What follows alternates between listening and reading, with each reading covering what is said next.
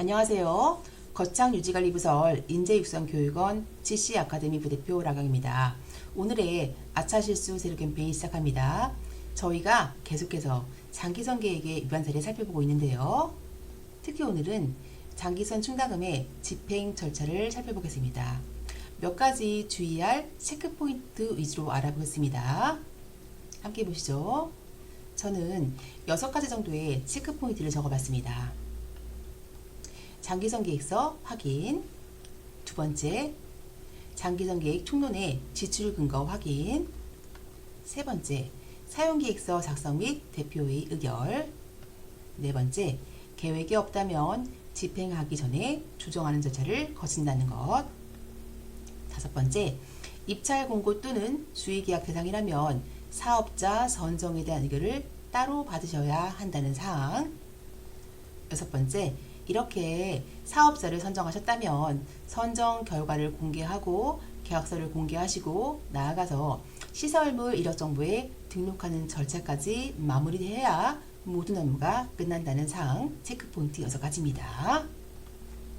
근데 제가 사용 계획서하고 사업자 선정 의결에 중요 표시를 했습니다. 어떤 의미일까요? 정말 많이 하는 실수 짚어볼게요.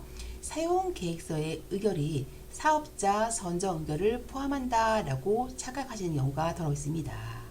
하지만 각각의 별개 사항이고요. 그래서 별개로 의결 받으셔야 합니다. 그래서 개최 공고에도 결과 공고에도 회의 자료 내에도 구분해서 표시하시고 구분해서 의결 받으셔야 한다는 것들 다시 한번 강조드립니다. 첫 번째 체크포인트, 장기선 계획서 확인. 이때의 장기선 계획서는 근무하고 계시는 단지의 장기선 계획을 말합니다. 장기선 계획은요, 공동주택관리법 시행규칙 별표 1회 수립기준 등에 총 74가지의 세부 공사 항목이 표시가 되어 있고 이 항목을 준수하셔서 장기선 계획을 작성하시면 되겠습니다. 아파트에서 시행하고자 하는 공사 또는 구입하고자 하는 물품은 당연하게도 반드시 장기선 계획에 반영된 사항이어야 하고요. 만약에 없다면 조정하신 다음에 집행하셔야 한다는 것 다시 한번 기억해 주세요. 두 번째, 장기선 계획 총론의 지출 근거를 확인해 주세요. 총론은요, 총괄표라고도 부르는데 장기선 계획서에서 표지, 서문 다음에 세 번째로 위치합니다. 총괄표의 총론의 구체적인 내용은요, 단지 현황과 같은 기본 정보가 들어가 있고 총 계획기간별 수선금의 총액 들어가 있고요. 세대별로 얼마를 부과하고 부담할지 같은 부담액과 부담률이 들어가 있고 저희가 오늘 자세히 살펴볼 긴급 지출과 소액 지출의 근거와 요건과 절차가 들어가 있습니다. 안 쓰시면 정말 좋겠지만 각 단지에서 긴급 지출과 소액 지출은 생각보다 많이 빈번합니다. 저는 3가지 정도의 공통사항을 짚어봤습니다. 첫 번째, 해당 단지의 장기선 계획에 반영된 사항이어야 하고요. 두 번째, 긴급과 소액 지출은 각 단지별로 1년에 얼마 이렇게 정해진 한도가 있습니다. 이 한도를 준수하셔야 하고요. 세 번째, 긴급하고 소액이라도 대표회의 의결사항이라는 거. 그래서 사용계획서를 작성하셔야 합니다. 사용계획서에는 긴급지출에 몇 번, 소액지출에 몇 번 이렇게 자세하게 표시를 해주시기 바랍니다. 세 번째 체크포인트는 사용계획서의 작성입니다. 장기선 충당금 사용계획서는요, 공동주택관리법 시행령 31조 장기선 충당금의 적립 등 제5항입니다. 근거가. 그렇다면 이러한 장기선 충당금 사용계획서는 누가 작성해야 하고 언제 작성할까요?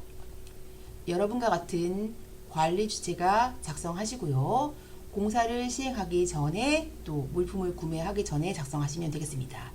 구체적인 세부 내용은 대상 시설물이 무엇인지, 어디에 있는지, 전면인지 부분인지 교체인지 수선수리인지 같은 범위를 적으시고요.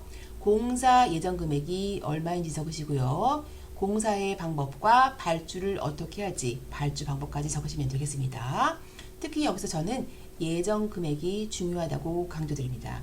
초과하면 안 되는 것들은 당연히 아시겠죠? 근데 장기선 계획에 반영되지 않았대요. 그렇다면 장기선 충당금을 사용할 수가 없고 장기선 계획 공사를 시행할 수가 없을까요? 여러분은 이미 답을 알고 계십니다.